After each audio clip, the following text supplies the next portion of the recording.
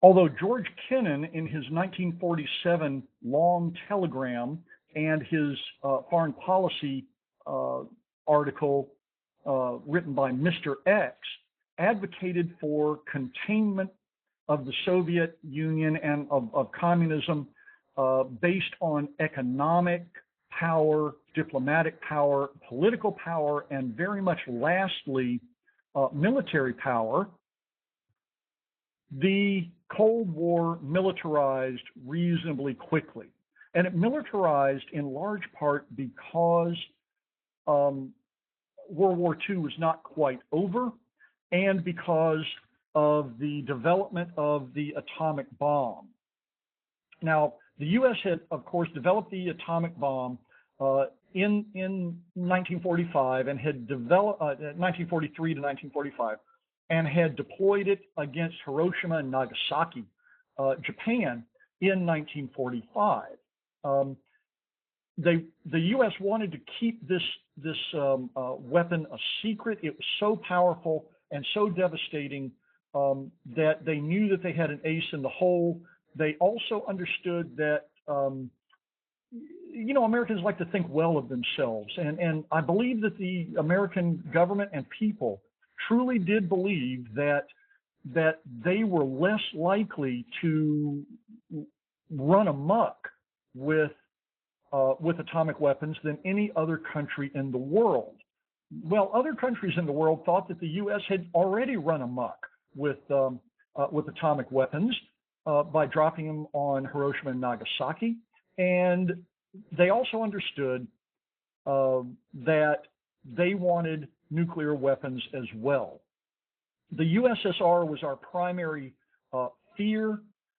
China had not been a problem. China was in a civil war, but the USSR looked like it could develop nuclear weapons. We always considered the Soviets to be, actually, I'm afraid we considered them to be stupid and technologically backward. Not a peasant society, because they had brilliant engineers, brilliant mathematicians, physicists, extraordinary poets, but they had too few of them, and we always considered their government to be dumb and plodding, which was I think, and this is just my personal opinion now, was probably a pretty big mistake on our part. So we really believed, our intelligence services believed, that the Soviet Union could not possibly create their own atomic weapon throughout the 1950s.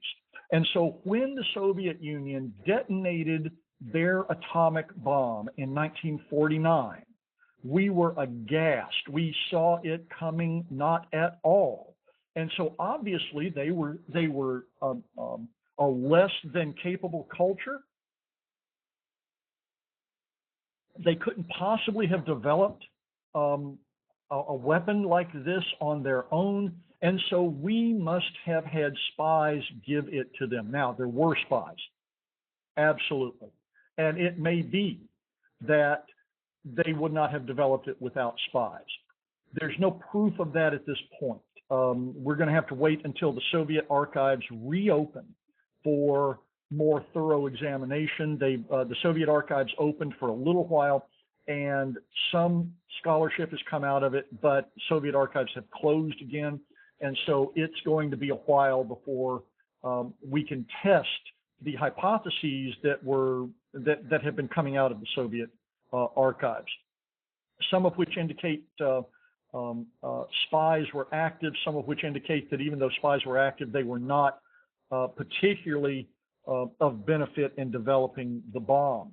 Okay, nevertheless, in response, the U.S. not only begins worrying about subversives kind of hysterically, such as the Rosenbergs, who were eventually executed for selling atomic secrets to the USSR, but we responded by building an even bigger bomb, by escalating into the hydrogen bomb, the H bomb. We militarized also because of the so-called loss of China to the communists. The revolution in China had been going on since the late 1920s, early 1930s, interrupted by the Japanese invasion so that the nationalists and the communists decided to join forces in a very uneasy truce. They would often shoot at each other as well as shoot at the Japanese. But they decided that they would try to drive the Japanese out and then resume slaying one another. By 1945, they had resumed their battles, and by 1949, the nationalists under Chiang Kai-shek had lost to the communists under Mao. And so they retreated to the island of Formosa and created ultimately the nation of Taiwan, which until the 1980s was called the Republic of China. The Red China was called the Democratic Republic of China. We obsessed over the question of subversion in this so-called loss of China. The yellow press ginned up, as usual, controversy where none may have legitimately existed. Or, to take it another way, and it's still unproven at this point, they may have caught the fox in the hen house by saying that there were people who were soft on communism in the State Department who had turned China over to the communists because they too, these people in the State Department, wanted worldwide communism.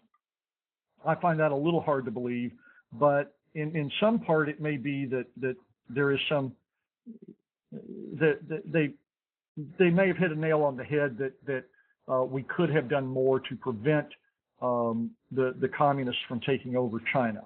I have a feeling, however, that might have been an inevitability. Nevertheless, we militarized the Cold War, and in our first proxy war of the Cold War between our two satellite countries, North Korea, operating as a satellite of first the Soviet Union and then of China, and South Korea operating as a satellite of the United States, then devolved into war. After World War II, the U.S. and the Soviet Union had divided Korea at the 38th parallel. The Koreans had no say in this. The U.S. and the USSR signed a treaty with each other that divided Korea at the 38th parallel, and that the Soviets would be dominant in the northern half, and the free world would be dominant, quote unquote, in the southern half. Taking advantage of some internal problems in South Korea, North Korea invaded South Korea on June 24th, 1950. And the UN, the United Nations, responded, led by the United States, but their forces were pushed into Southeast Korea by September of 1950. Let's look at this map. Okay, here we go. You see the 38th parallel between the lighter North Korea at the top and the darker South Korea at the bottom. And you can see this area by September of 1950, 3 or 4 months after the invasion. Follow those black lines south. Follow the yellow lines south. You can see that North Korea, in a surprise attack, pushed South Korean military as well as its allies from the UN, which had been slow to mobilize, and the U.S. had demilitarized, and so it was very slow to mobilize as well. Then we're pushed into the Pusan corner of South Korea. Now, interestingly, let's go back to this slide. Douglas MacArthur, who had accepted the Japanese surrender in 1945 and who was still in Japan as the military governor of Japan, took his army around the Korean Peninsula and came in at Incheon in a pincher move to attack the North Koreans from the rear. And this panicked these guys so badly that they retreated, and they were pushed almost to the Yalu River, which separates China from North Korea. Now, MacArthur wanted to invade North Korea. I'm sorry. He wanted to invade China from North Korea, and he criticized Harry Truman as commander-in-chief mercilessly and publicly about not pursuing the Chinese communists and destroying the revolution in its cradle. This was not what the civilians in charge of the military wanted to have happen for fear of World War III. At least that was their public statement. And so, so MacArthur, having been told specifically by Truman to not make public pronouncements, continued to do so, and in April of 1951 was relieved of duty for insubordination. However, don't let MacArthur's insubordination and ultimate sacking cloud your judgment of his military prowess. This business of coming around, here's where the forces were. That's the last toehold that the non-communist forces had in South Korea. He took forces from Japan around to Incheon and came in behind the North Koreans, and it led them to retreat like mad. And he followed these blue lines, pushed out of the Pusan quadrant, pushed out of Incheon, and chased the North Koreans all the way up to this line right here. And you can see at the Chosin Reservoir that they were right adjacent to the People's Republic of China. Well, so what happened? The Chinese invaded. That's where you follow these black lines.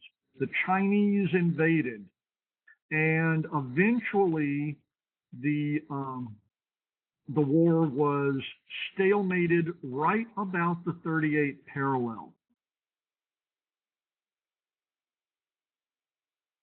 Talks dragged on into 1953, and finally they reached an agreement at Panmunjom to go back to the status quo antebellum. That would be in May of 1953. Further militarizing containment, in addition to the fear of a Russian Soviet A-bomb, in addition to the fear over the loss of China, in addition to the Korean War. And even before these things occurred, the U.S. began pushing for a stronger military presence, at least in Europe, and ultimately it happened throughout the world. In 1947, Congress passed and the President signed the National Security Act that created the National Security Council, created the Central Intelligence Agency, created the Air Force, and turned the Department of War into the Department of Defense. It was the National Security Council, the CIA, that is most important here, though you can make a good argument that the Air Force, creating a separate branch of the service, the U.S. Air Force, is extremely important as well for the prosecution of the Cold War. Remember, we believed that air power, throughout the late 20th century, we believed that air power rather than ground troops would be the most effective and efficient mechanism for defeating a Soviet-like enemy. Another step toward militarization, and probably the most important policy step toward militarization of containment, was NSC 68, which was a white paper or a position paper put out by the National Security Council, NSC 68. The 68th position paper created by the National Security Council. Promulgated in 1950 and released almost exactly at the same time as the Korean War began. This devalued Kennan's plan to contain Soviet aggression by diplomacy, economic, and political power, and it advocated quadrupling the military budget, as well as creating an enormous standing army that would be able to present a U.S. presence in support of UN objectives and NATO objectives to militarily counter the threat of Soviet aggression. And Soviet meaning it might be Chinese, probably Russian. We were still focused on the Soviet Union and their satellite countries. Buried within NSC 68 is the notion of globalizing U.S. resistance to the USSR and to communist assertion of prerogatives. And with that, we'll end this lecture. We thought that Soviet expansion would occur in, military expansion would occur in Europe, but we were going to counter that with Kennan's idea of containment by economic, political, and diplomatic means before we tried military means. But eventually we did move toward the military with National Security Act, NSC 68, and we were further pushed in these directions by the detonation of a Soviet atom bomb, the loss of China to the communists, and the Korean War. We will discuss how we became a globalized Cold War, how we participated in a globalized Cold War in our next lecture. As always, thank you very much.